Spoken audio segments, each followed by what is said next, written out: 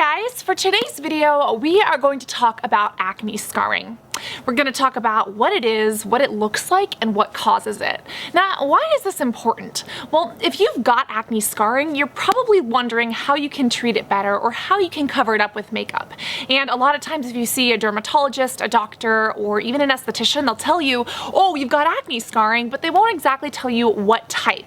Or they'll tell you what type and they'll throw out a word like hypertrophic scars, and you'll have no idea what that means. So for today's video, I wanted to break down those different types of scars, the different categories and subcategories within those scar types, and actually show you what they look like. So that way, if they are something that you are suffering with, you can then use those terms to kind of take a look at your own skin or ask a professional what's going on, and then you can research what the best makeup is and what the best products are to treat and cover those. Really? 20 hours later. So what are scars? Scars are the body's response or over-response to trauma. This can be acne, this can be picking from acne, this could be cuts or wounds, or when you were a kid and you fell down and you scraped your knee. Now the interesting thing about acne scarring is that the actual P. acnes bacteria releases certain chemicals and compounds that can actually make scarring worse. It can cause more inflammation and more skin destruction. So if you do have acne, that is why it is usually coupled with some type of scar. Collagen, the magical thing that everybody seems to be looking for in their anti-aging products to make their skin look good, young, and wrinkle-free, is actually the root cause of scarring. Collagen is a protein that your skin naturally produces, and it gives the skin a lot of its strength. Now, unfortunately, when the body produces too much collagen or too little collagen, that can lead to scarring. Collagen is produced in specific cells inside of your skin called fibroids, and depending on how much collagen your personal fibroids produce depends a lot on your genetics, it depends on what you eat, it depends on the antioxidant levels in both your body from your nutrition and from your skincare, it depends on environmental factors and even things like stress. Because when you think about it, all the cells in your body, anything that your body does depends on your overall health and well-being, since everything is connected. So if you need a good reason to stay healthy, if you've got acne scarring, that could be one. Motivation! Now there are three main types of scars. There are raised scars, there are pitted or divoted or dipping scars, and then there are also flat scars. Scars can also come in a variety of colors. They can be clear, they can be white, they can be red, they can be purple, they can even be kind of like brown. Sometimes it's PIP, or post-inflammatory pigmentation, post-inflammatory hyperpigmentation, or post-inflammatory hypopigmentation. And a lot of times these can be red or brown or purple marks that kind of stick around, and people think of them as scars and people confuse them with scars, whereas they're not actually permanent and they aren't actually going to stay on your skin the way a scar would. And they could stick around for a long time, maybe even 6 months or a year, but normally with time these do fade and go away. Now there is a condition called dermal melanosis where the melanin, the actual pigment of that mark, does get into the formation of the scar tissue, which is happening with collagen in the fibroblasts, and that kind of locks that pigment in there and does make the scar a darker color permanently. But again, this is rare, and most of the times your post-inflammatory hyperpigmentation or hypopigmentation will go away on its own. It just takes some time. So now that we've discussed the flat and easy scars, let's talk about pitted scars. First, we're going to talk about how they form, and then we're going to talk about what different variations there are. So what you need to know about pitted scars is that they are just that, they are pitted. What happens is that when the skin is rebuilding, it doesn't rebuild completely, which could mean that not enough collagen was being produced, or that the actual P. acnes bacteria was releasing some of those chemicals that didn't allow the skin to heal properly.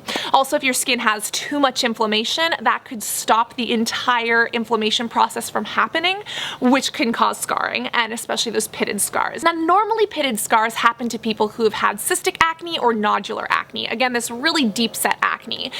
There are some cysts that get so big underneath the skin that gravity starts to pull them down and they start to rupture other cell walls.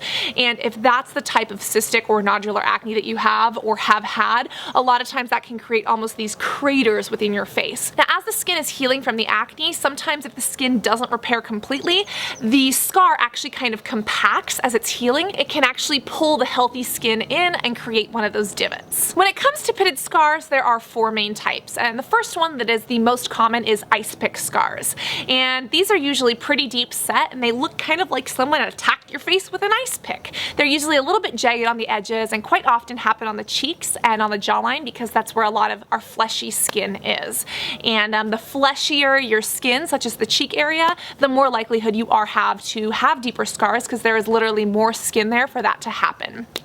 For that to, you know, close up and kind of take skin from everywhere else. Whereas kind of like by your cheekbones or by your nose, it's a little bit harder to have a super deep pitted scar just because the layers of your skin just simply aren't as thick there. There are also depressed fibrotic scars, which look very similar to ice pick scars, only they're much bigger.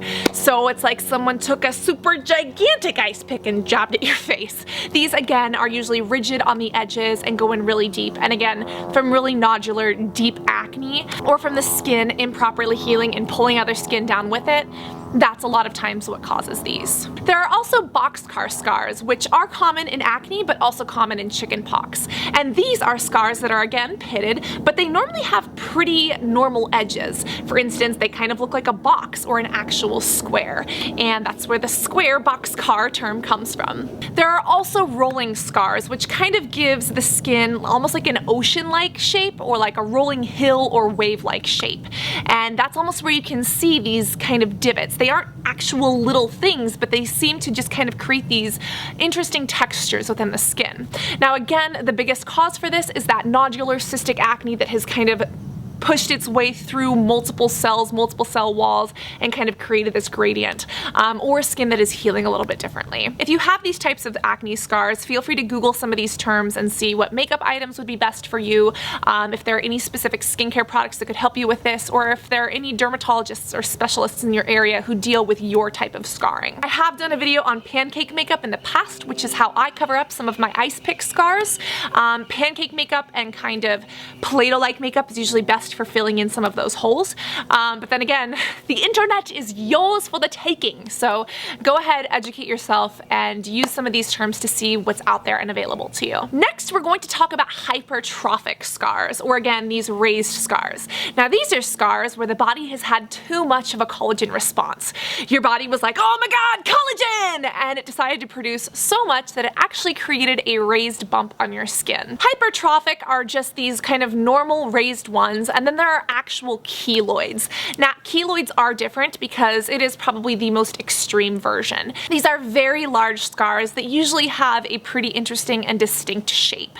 And again, this is this big nodular buildup of collagen that your body has overproduced. A lot of times, these are the scars that happen if you accidentally hurt yourself, if you cut your leg on a nail.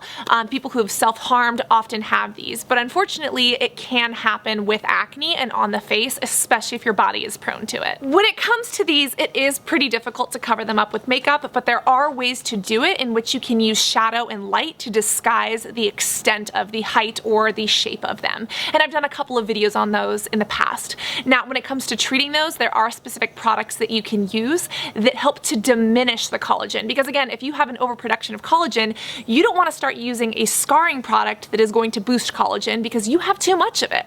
So there are products that can help you diminish the scars without having the body create more collagen, which was your specific problem in the first place. So when it comes down to it, these are the three main types of acne scarring and the different subcategories of scars that happen within those. This is kind of how they form, what they look like, and hopefully this is the beginning of you being able to identify those and take this information to a professional or do a little bit of research on your own to see how you might be able to treat them, cover them up, and live with them, or get rid of them. I really hope that you found this video helpful. This video was a request from one of you, and I don't remember who it was, but if you do have other video requests, I really want to encourage you to post in the comments because I read those and I like you and I put little hearts next to them if I see them. And this entire community thrives because we are in this together. My acne journey has been this public diary for people, and I still go through breakouts, I still go through scarring, but my goal is to help other people rediscover and reach their full potential. If you learned something here, be sure to give it a thumbs up, and again, communicating in those comments and helping other people is how we can all make the world a beautiful place, both inside and out. Remember that it is you that puts the U in beautiful, and I cannot wait to see you all in the next video. Love you guys. Bye.